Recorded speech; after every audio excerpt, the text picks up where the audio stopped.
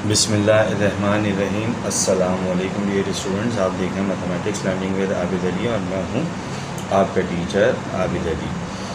Class 9 chapter number 3 हम start कर चुके हैं और एक्सरसाइज नंबर 3.1 के पहले और दूसरे सवाल को हम हल कर चुके हैं। आज हम अपनी वर्किंग स्टार्ट करेंगे क्वेश्चन नंबर 3 से, जिसमें आपसे कहा जा रहा है कि reduce the following into their lowest term.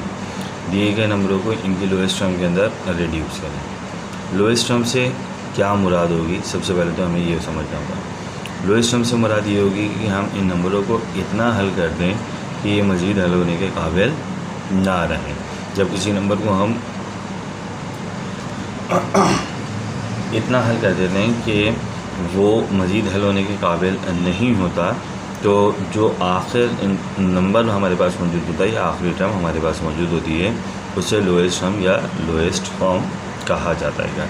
तो अब देखें, इसके हम एक एक पार्ट्स को सॉल्व करते हैं और लोएस्ट टर्म को ऑब्टेन करते हैं। पार्ट नंबर 1 हमारे पास मौजूद है p² -100 डिवाइडेड बाय p + 10। अच्छा जनाब, जब हम इसको स्टार्ट करने के लिए आएंगे तो देखें हमारे पास जो फ्रिक्शन गिवन है कि उसके मुताबिक p² मौजूद है, माइनस का 100 मौजूद है और डिवाइडेड बाय p + 10 मौजूद है। अब देखें p के ऊपर मौजूद है स्क्वायर, माइनस का साइन आ गया और माइनस साइन के बाद हमारे पास जो नंबर मौजूद है 100, वो एक परफेक्ट स्क्वायर को रिप्रेजेंट करता है। 100 बराबर होता है 10 का स्क्वायर, तो मैं इसे रिड्यूस कर दूँगा 10 के स्क्वायर में। ब्रैकेट लगाकर p के स्क्वायर को मैं भेज दूँगा बाहर, माइनस और 100 को रिड्यूस कर दूँगा 10 के स्क्वायर में, डिवाइडेड बाय p + 10।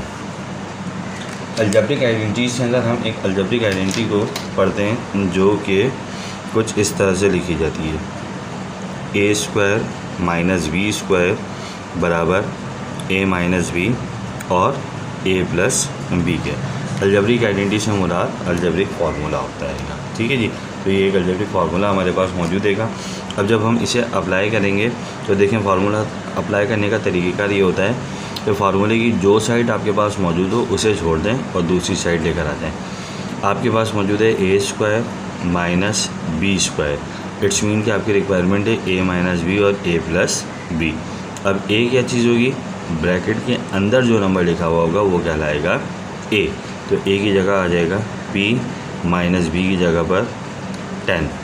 इसी तरीके से a की जगह पर p + b की जगह पर 10 डिवाइडेड बाय p + 10। अब देखें p + 10 और p + 10 यहाँ पर दोनों जगह पर सेम हो गया, तो इसका मतलब मैं इन दोनों को कैंसिल कर सकता हूँ। अब इन दोनों को जब मैं कैंसिल कर दूँगा तो मेरे पास क्या बचेगा, p - 10, यहाँ पर मेरे पास हासिल हो जाएगा 1 और p + 10 चूँकि इसको कैंसिल कर चुका है तो ख़ुद भी क्या हो जाएगा 1। अब किसी भी नंबर को 1 से मल्टीप्लाई करवाएं या डिवाइड करवाएं उस नंबर पर कोई फ़र्क नहीं पड़ता, तो मेरे पास p - 10 वापस हासिल हो जाएगा। अब इन दोनों नंबरों को हम मज़ीद आगे हल नहीं कर सकते, इसका मतलब ये इसकी लोएस्ट फॉर्म आ जाएगी और ये आपका जवाब। इसी तरीके से हम इसके पार्ट नंबर 2 की तरफ चलेंगे। पार्ट नंबर 2 हमारे पास मौजूद है कुछ इस तरह से। पार्ट नंबर 2 3a² ये 3a² + 3ab divided by 3a² + 6ab + 3ab²। अच्छा जनाब, अब इस एक्सप्रेशन को जब हम सॉल्व करने के लिए आएंगे तो किस अंदाज के अंदर सॉल्व करेंगे, राइट। अब यहाँ पर हमारे पास जो एक्सप्रेशन मौजूद है इसको अगर हम गौर से देखें तो हमारे पास नज़र आ रहा है 3a² + 3ab और फिर डिनोमिनेटर में हमें नज़र आ रहा है 3a² + 6ab + 3ab²। अब देखें ऊपर हमें 2 टर्म्स नज़र आ रही हैं और इन दोनों टर्म्स के अंदर हमें 3 नज़र आ रहा है, तो हम 3 को कॉमन निकाल लेंगे। इसी तरीके से यहाँ पर मौजूद है ए स्क्वायर और यहाँ पर मौजूद है ए, तो हम ए को कॉमन निकाल लेंगे, ब्रैकेट को हम ओपन करेंगे। अब यहाँ से 3 कॉमन जा चुका है, ए स्क्वायर में से ए कॉमन चला गया है, तो हमारे पास हासिल हो जाएगा ए प्लस का साइन। इसी तरीके से 3 और ए कॉमन जा चुके हैं, तो हमारे पास बाकी बचेगा बी, ब्रैकेट क्लोज हो जाएगा, डिवाइड का साइन आ जाएगा। अब नीचे वाली टर्म को अगर हम देखें तो 3a स्क्वायर मौजूद है plus 6ab plus 3ab square मौजूद है। अब तीनों जगह पर हमें 3 कॉमन नज़र आ रहा है, तो हम 3 को कॉमन निकाल लेंगे। इसी तरीके से a स्क्वायर a और a में कॉमन निकल जाएगा a, ब्रैकेट ओपन हो जाएगा।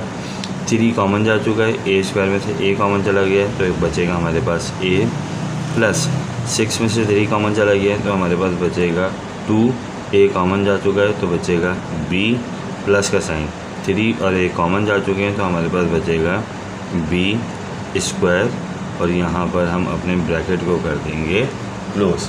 ब्रैकेट को क्लोज कर देने के बाद अब हम नज़र आ रहे हैं हमें कि ऊपर 3a मौजूद है, नीचे 3a मौजूद है, तो इसका मतलब 3 से 3 और a से a कैंसिल हो जाएगा।